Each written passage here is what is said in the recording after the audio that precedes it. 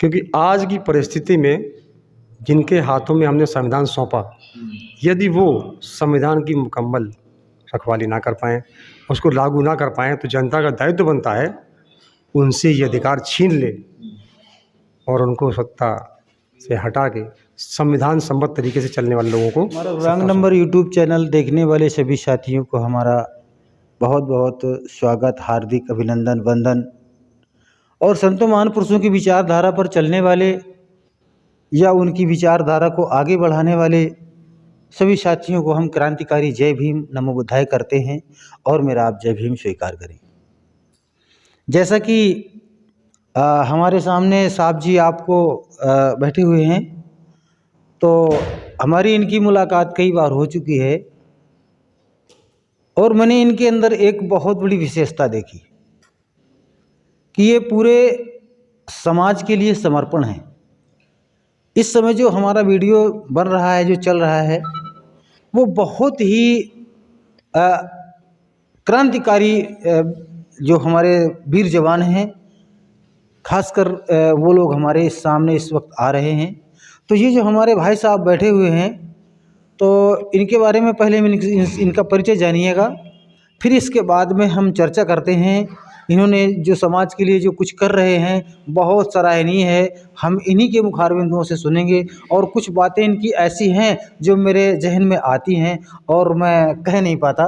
तो सर जी अपना सबसे पहले अपना परिचय दीजिएगा। सर जी, राजेश आज़ाद नाम है अपना और औरैया ज़िले से बिलोंग करता हूँ। वर्तमान में कानपुर नगर में रहता हूँ और विधि सलाहकार। अच्छा। तो राजेश जी, मैं आपसे ये जानना चाहूँगा कि मैं आपको ये नहीं समझ पाया कि वाकई में आप किस संगठन पे काम करते हैं। मैं जहाँ जहाँ जाता हूँ वहाँ आप मुझे मिल जाते हैं। वो बात एक अलग है कि मेरी आपसे मुलाकात नहीं हो पाई और मैंने आपका बैठ नहीं लिया, इंटरव्यू आपका मैंने नहीं लिया, वो बात एक अलग है।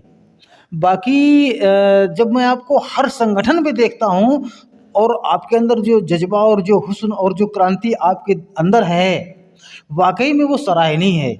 तो मुझे कुछ ऐसा लगा कि मैं समझ ही नहीं पा रहा कि आप किस संगठन से काम कर रहे हैं, आप और क्या हैं और आपके अंदर क्या है। ये सर आप इसके बारे में थोड़ा चर्चा करिएगा। मैंने आपको अर्चक संघ में भी देखा, मैंने भीम आर्मी में भी आपको देखा और आज जो वो संविधान जो जन जागृति यात्रा चल रही है उसमें भी हम आपको देख रहे हैं। आखिर में आपका कल्चर है क्या सर, मैं ये आप जानना चाहता हूँ।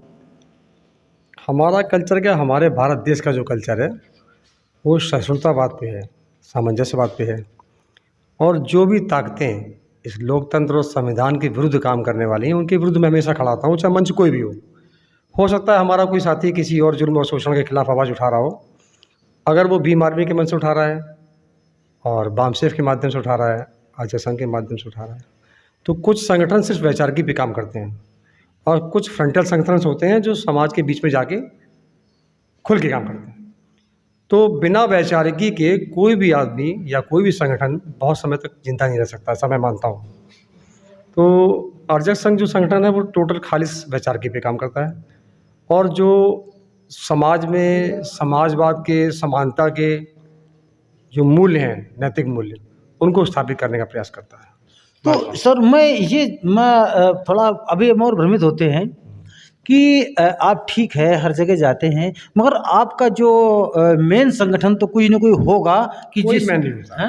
मैन संगठन कोई नहीं होता।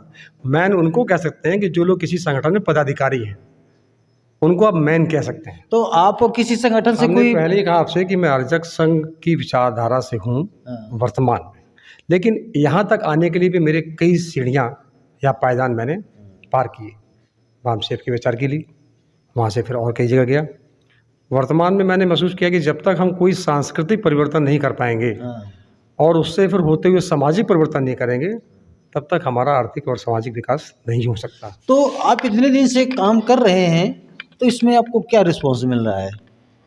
मुझे क्या रिस्पॉन्स चाहिए, मुझे तो सिर्फ ये देखना है कि किस स्तर पर प्रयास करने से कितना परिवर्तन हो रहा है। नहीं तो आपको देख लेने से आपको क्या मिलेगा? इससे देख लेने से क्या होता है?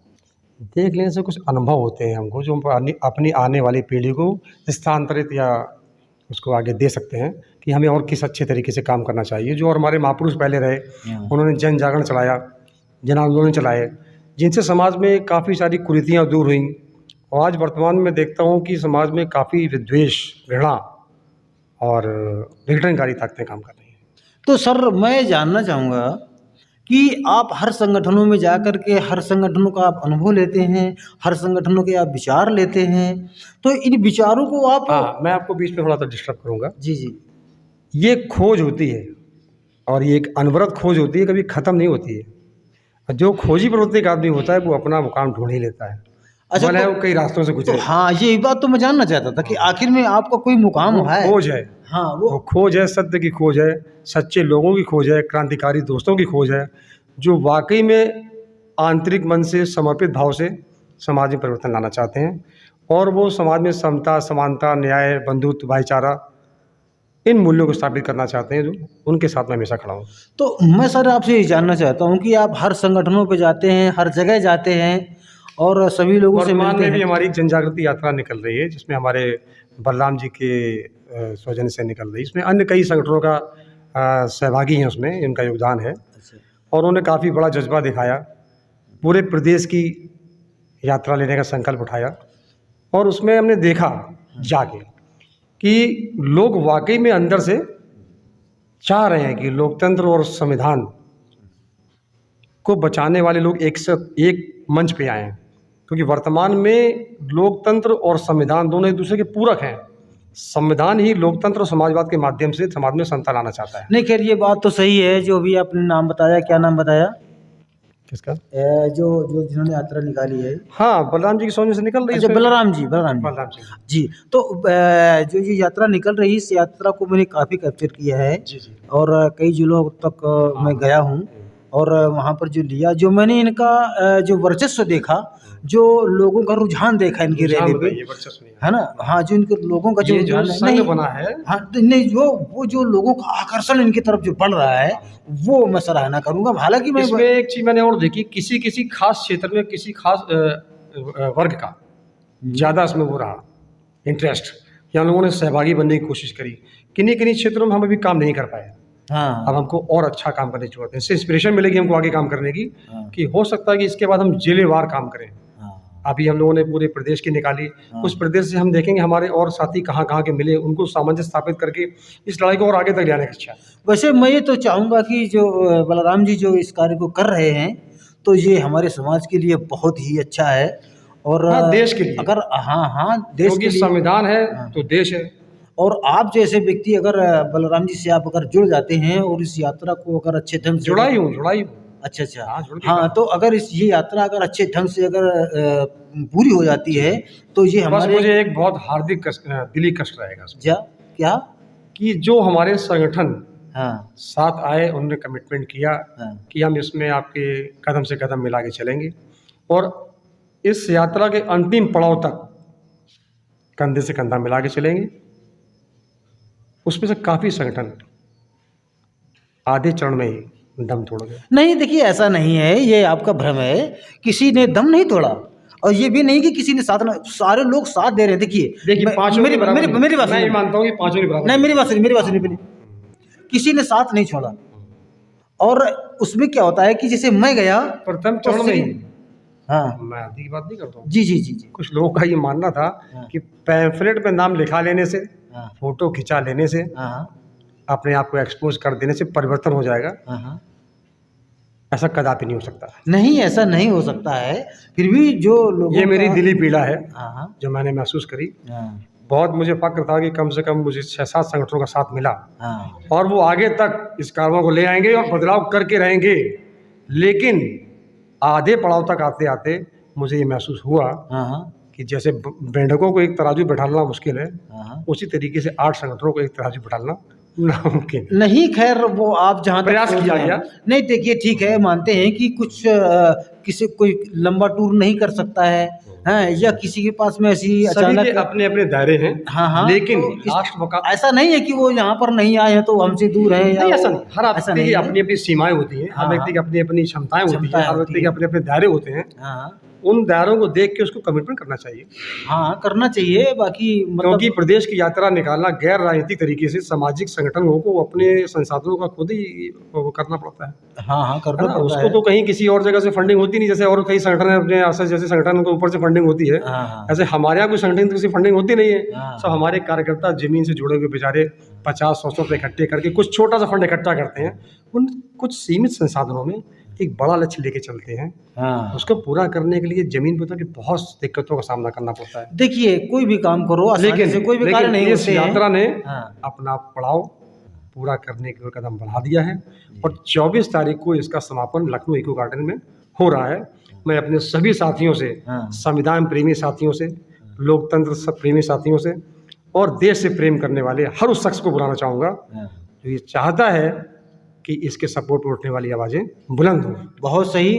और अगर आपके अंदर ऐसी अगर जिज्ञासा उठ रही है तो ये जिज्ञासा सराहनीय है। नहीं, आज मैंने हालांकि देखा देखिए वो लोग आ रहे हैं। बाकी मैं एक बात बताना चाहूँगा जी कि जो आप ये संविधान जो जन जागृति यात्रा जी, जी। जो चला रहे हैं जो कर रहे हैं तो इससे जो जनता का रुझान है वो तो मैंने देखा। हाँ, वो अच्छा। बाकी आपने इसको क्या महसूस किया हमें आप ये बताइए। मैं नहीं समझ पाता था कि जो होटल पे चलाने वाले लोग रास्ते में मिलेंगे, रेहड़ी लगाने वाले मिलेंगे, उनमें कोई जन अवेयरनेस होगी, मुझे नहीं लगता था, लेकिन मुझे बहुत लोग मिले। उन्होंने रोक के मुझसे पैम्फलेट लेके पूछा और उन्होंने कंट्रीब्यूट भी किया, भले ही किसी ने अपना छोटा कंट्रीब्यूट किया, हाँ हाँ उन्होंने किया और ये बताया कि होना चाहिए, चलना चाहिए। जनता इंतज़ार कर रही है ईमानदार नेतृत्व का। नेतृत्व बिल्कुल सही है। तो जैसा कि जो हमारे आपके बीच में चर्चा हुई और हमारे जो व्यूअर्स लोग जो देख रहे हैं जी। तो इनके लिए आप क्या संदेश भेजना चाहेंगे। व्यूवर्स में हमारे देश के ही लोग हैं। हर नागरिक को समानता का अधिकार देता है हमारा संविधान, समान अवसर की समानता का अवसर देता है, प्रतिनिधित्व का अधिकार देता है, न्याय का अधिकार देता है। वर्तमान में इस देश में न्यायिक प्रक्रिया आम जन तक नहीं पहुंच पा रही है। वो कुछ चंद पूंजीपति और प्रभुत्वशाली लोगों तक पहुंच रही। तो हम चाहते हैं कि उन सभी देशवासियों से और अपने समाज के हर उस तबके से कहना चाहता हूँ जिसने किसी भी तरीके से संविधान के माध्यम से ताकत, पद, पैसा अर्जन किया, वो लोग हर हाल में इस यात्रा का हिस्सा बने और 24 तारीख को समापन में इको गार्डन लखनऊ में पहुंचकर अपना योगदान दें। चलिए बहुत बहुत धन्यवाद साहब।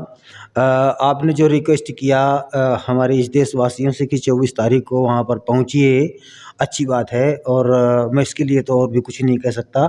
अगर और भी आप कुछ कहना चाहते हैं तो आप कहिए। बाकी आपसे मिल कर के हमें बहुत ही अच्छा लगा और जो आपने संदेश दिया। इस पे 2 ही लाइन में बात कर ख़त्म करूँगा, 2 लाइन कह के, क्योंकि आज की परिस्थिति में जिनके हाथों में हमने संविधान सौंपा, यदि वो संविधान की मुकम्मल रखवाली ना कर पाएँ, उसको लागू ना कर पाएँ, तो जनता का दायित्व बनता है उनसे ये अधिकार छीन ले और उनको सत्ता से हटा के संविधान सम्मत तरीके से चलने वाले लोगों को सत्ता सौंपे। चलिए साहब बहुत बहुत धन्यवाद आपको और आपसे मिल कर के हमें बहुत ही अच्छा लगा। और मैं अपने व्यूअर्स से जो भी हैं हमारे साथी हमारा जो चैनल देखते हैं, मैं उनके लिए बहुत बहुत आभार प्रकट करता हूं कि आप लोगों ने मेरा पूरा वीडियो देखा। इसके लिए बहुत बहुत आप लोगों को धन्यवाद। जय भीम, नमो बुद्धाय।